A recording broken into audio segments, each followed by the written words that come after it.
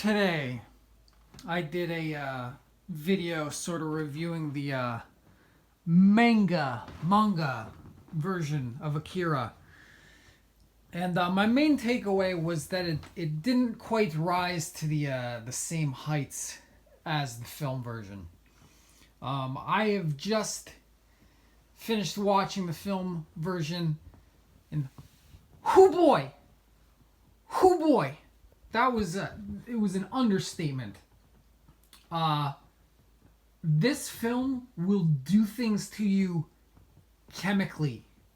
It will alter your brain chemistry on some strange primal level.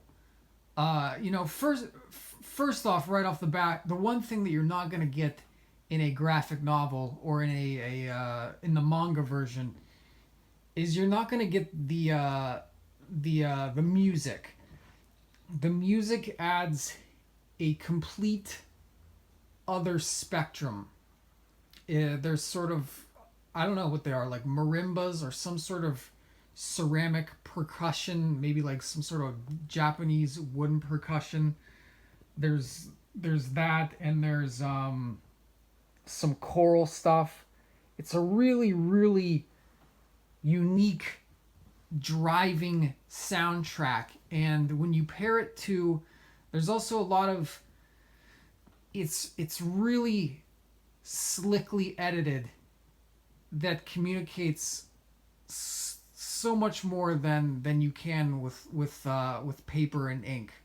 Like the way that Kaneda skids on his bike, and the way that the light from his brake lights trails off behind him like a film that I don't know the exact way, but you like expose film a certain way and light will show in streaks.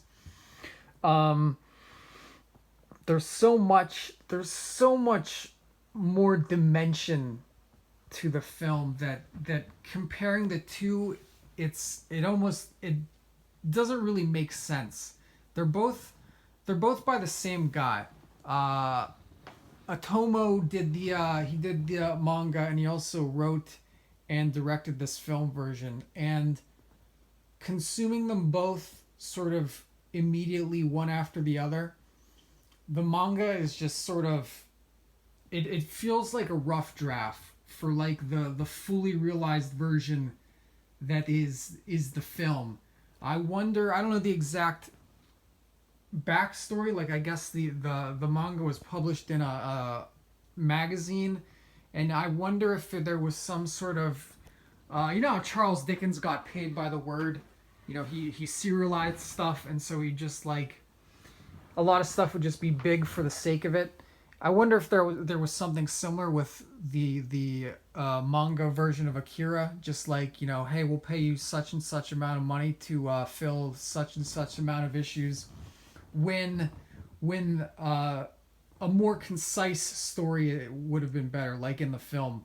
The film is much more concise, and the plot is much more clear and driving and urgent. There's more of a sense of urgency. It takes place over a shorter period of time.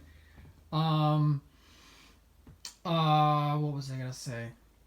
One thing that comes across in the film is just the iconography that isn't quite there in the book. Like, you get the seeds of it in the book, but the sheer iconography of Kanede's bike and his look, and even the bike sort of plays into the plot more in the film. That's one of the things here, is you get way more of a sense of the relationship between Kaneda and Tetsuo. You really, like, it actually, like, there's real sentiment. You get real sentimental feelings between these two characters. Like, Tetsuo's always sort of been picked on. He's always sort of Kaneda's always sort of been the one to look out for him, and Tetsuo sort of resented that to an extent. And it's all sort of these, like, I don't know, it's all about power dynamics and reclaiming your manhood, the bikes is his manhood, etc., etc.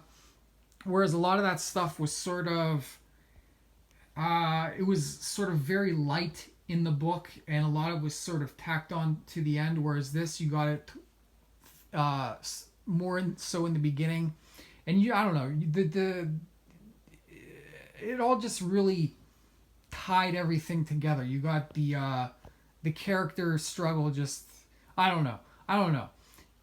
You got to if you've never seen Akira, you gotta watch it. If you're one of the two people listening to this video, and if you're one of those out of those two people, you haven't seen Akira, you've got to watch it.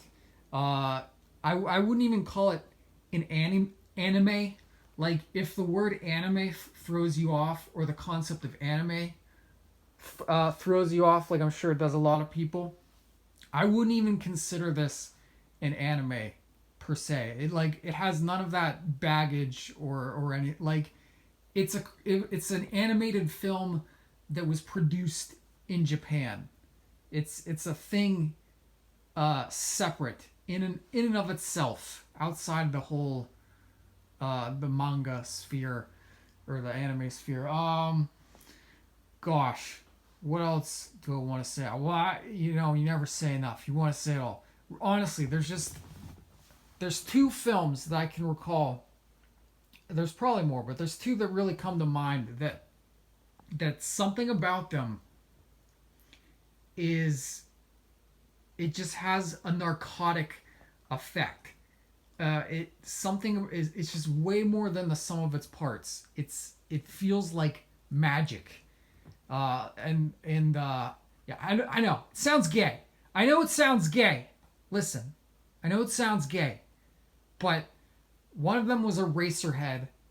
Like, watching that years and years ago. I only seen it once. I was like 18, and watching it just, I don't know, did something. It fucked me up.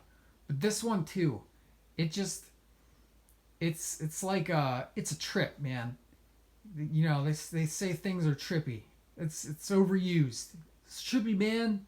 It's trippy. I don't know. Akira's a trip. Akira's a fucking, I don't know. You just got to. I think there's a lot of I know. I remember what I wanted to say. I think there's some Kubrick influence. If you like Kubrick and you need some sort of reference, I think there's some Kubrick elements to Akira, just with the way that the music and the images, the synergy between them, the nice synergy that I don't know. It's for some reason, I don't know. There's few people that really do it really well. I don't know. I'm just sort of, I don't know. It's a very emotional review. I feel like I've had this is like my, I don't know, third or fourth time watching it, but just like, I don't know. After reading the book, it's such a heightened experience in comparison. Again, the book is really just sort of the rough draft to get to the point to make the film. Anyway, okay. I think that's it. Probably forgot some stuff that I wanted to say about it, but I don't know. I just had a great time. Goodbye.